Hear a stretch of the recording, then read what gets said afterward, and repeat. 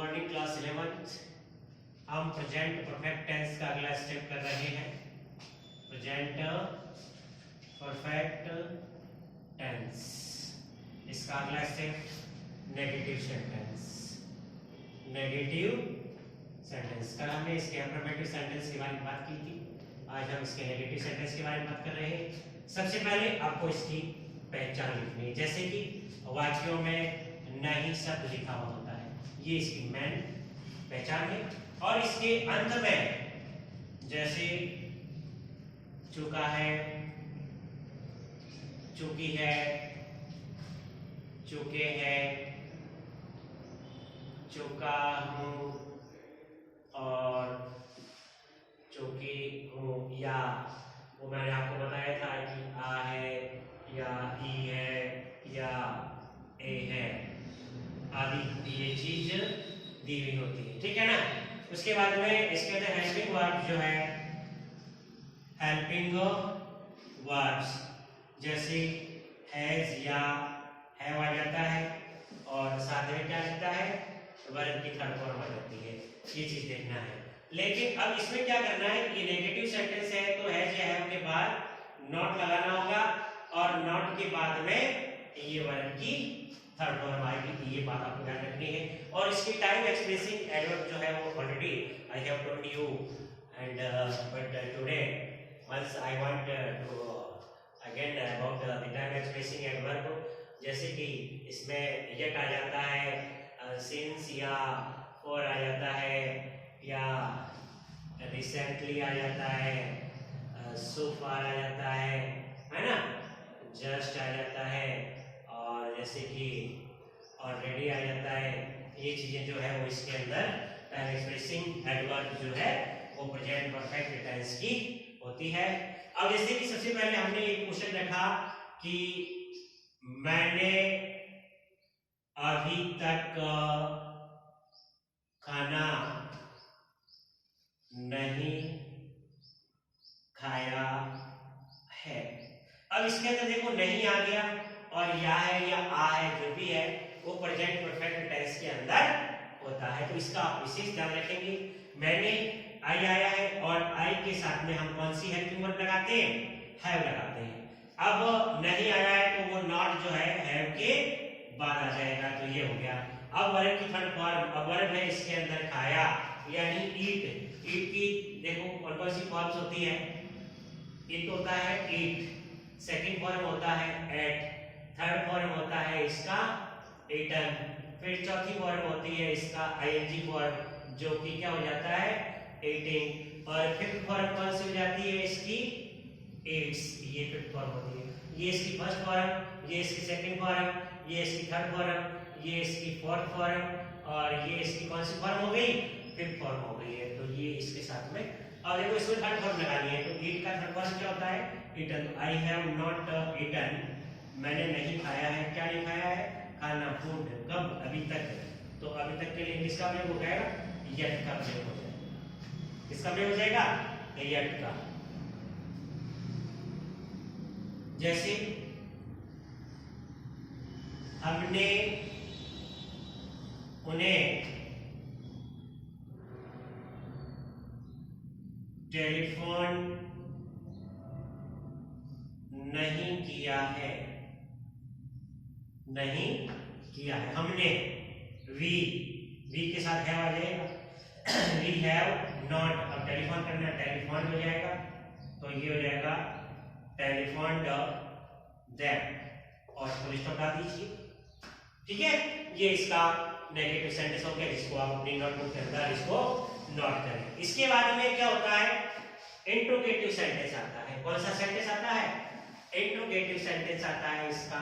अब interrogative sentence होता है, इसके लिए आप यहाँ इसका हेडिंग डाल सकते हैं, इंट्रोगेटिव सेंटेंस, ये हेडिंग डाल दिया हमने इसका इंट्रोगेटिव सेंटेंस। अब इसमें क्या होता है, इसके अंदर इसकी पहचान जो है वो वाक्य के आरंभ में क्या लिखा हुआ होता है, और ये चुका है, चूकी है, ये सारी चीजें होती है, चूकी है, जो भी है, और अंत में क्या आएगा, इसके क्वेश्चन मार्क लिखा हुआ होता है। क्या आता है, क्वेश्चन मार्क आता है।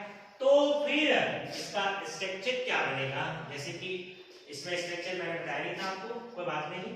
इसके अंदर स्ट्रक्चर क्या होगा, देखिए हैज या हैव जो है वो पहले आ जाएगा, तो ये हो गया हैज या हैव। उसके बाद में इसका सब्जेक्ट बन गया, और सब्जेक्ट के बाद में आपको क्या लगाना है, वर्ब की थर्ड फॉर्म करना है, और वर्ब की थर्ड फॉर्म के बाद में इसका ऑब्जेक्ट आ जाएगा। ऑब्जेक्ट के बाद में इसका क्या आता है, अदर ऑब्जेक्ट, और उसके बाद में यदि कोई टाइम फैक्टर दिया हुआ है तो वो टाइम फैक्टर आ जाता है, और फिर क्या आता है, क्वेश्चन मार्क। इसी तरह से नेगेटिव का मैंने बताया नहीं था, फिर भी आप यहाँ इसको नोट कर सकते हैं, जैसे कि सब्जेक्ट प्लस हैज या हैव, इसके बाद में आ जाता है इसका नॉट, और वर्ब की थर्ड फॉर्म, फिर प्लस ऑब्जेक्ट आ जाता है, ऑब्जेक्ट के बाद में क्या आ जाता है, अदर ऑब्जेक्ट आ जाता है, अदर ऑब्जेक्ट के बाद में कोई टाइम फैक्टर होता है, वो चीज आ जाती है, या अन्य कोई चीज होती है वो एंड के अंदर आ जाता है। इसी तरह ये इंट्रोगेटिव का स्ट्रक्चर दे रखा है, तो इसमें क्या होता है, सब्जेक्ट से पहले जो है हैज या हैव का प्रयोग हो जाता है। अब इसके अंदर सेंटेंस किस टाइप से बनेंगे उसके बारे में हम बात कर रहे हैं, जैसे कि क्या पक्षी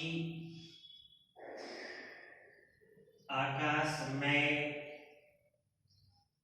उड़ चुके हैं, उड़ चुके हैं, पक्षी प्लूरल है तो इसके लिए क्या लगा देंगे, हैव लगा देंगे, तो हैव दी बर्ड्स। अब देखिए उड़ना, फ्लाई, फ्लू, फ्लावर, देखिए फ्लाई, फ्लाई यानी उड़ना, ये फ्लाई।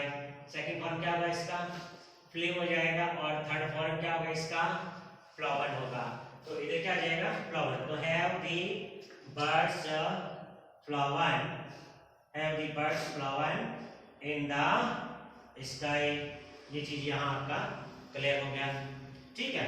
उसके बाद में एक क्वेश्चन और कर लेते हैं इसका, इसके बाद में एक क्वेश्चन मार्क लगाइए, और फिर सेकंड क्वेश्चन इसका, जैसे कि क्या मीना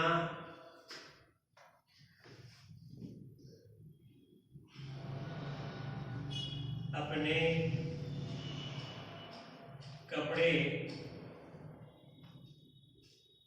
धो चुकी है, धो चुकी है, ये डाल दिया आपने क्वेश्चन मार्क। मीना सिंगुलर है, इसके लिए हैज आ जाएगा, और अब इसका क्या आ गया, सब्जेक्ट, वर्ब क्या है, धोना, वॉश, वॉश की थर्ड फॉर्म क्या होगी, वॉश्ड होगा, तो हैज मीना वॉश्ड अपने कपड़े, यानी अपने इस मीना के लिए क्या प्रोनाउन बनेगा, सी बनेगा, तो इसकी सेकंड फॉर्म क्या होती है, सी की हर होती है, तो हर क्लॉथ्स हो जाएगा, तो has Meena washed her clothes, ये इसका इंट्रोगेटिव सेंटेंस हो गया, ठीक है, समझ में आया आपको।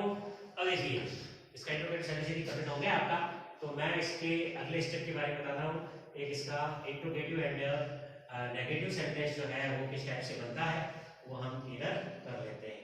पहचान तो ओके वो है, चुका है, चुकी है, तो इसमें क्या होता है, हेडिंग डाल दीजिए आपको, interrogative and negative sentence, interrogative and negative sentence, तो ये आ गया इंट्रोगेटिव एंड नेगेटिव सेंटेंस, ये इसका हो गया। तो पहचान क्या होगा इसके अंदर, पहचान कि वाक्य के आरंभ में क्या होगा, और उसके बाद में नहीं लिखा होगा, और नहीं के बाद में ये आपका चुका है, चुकी है, जो भी है, चुकी है, जो भी है, और उसके बाद में क्वेश्चन मार्क लिखा होता है। सबसे पहले हम इसके स्ट्रक्चर के बारे में जानना चाहेंगे, और इसका स्ट्रक्चर क्या होता है, हैज या हैव जो है वो पहले आ जाता है, हैज या हैव, उसके बाद में इसका क्या आ जाता है, सब्जेक्ट आ जाता है, फिर नहीं के लिए नॉट आ जाता है, और वर्ब की थर्ड फॉर्म आ जाती है, और फिर क्या होगा, इसका ऑब्जेक्ट आ जाएगा, ऑब्जेक्ट के बाद में इसका अदर ऑब्जेक्ट होगा, और अदर ऑब्जेक्ट के बाद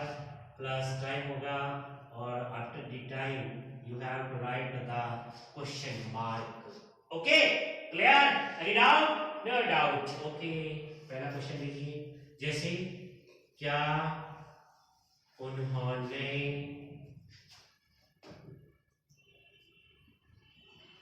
सिनेमा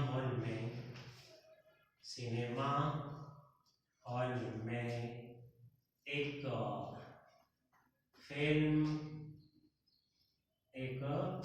फिल्म नहीं देखी है, ये क्वेश्चन मार्क आ गया। इसके बाद में उन्होंने प्लूरल है, हैव आ जाएगा, हैव, उन्होंने, दे, फिर नहीं के लिए नॉट। अब वर्ब क्या है देखना, see saw seen sheen sheen sheen sheen sheen, have they not seen a movie in a cinema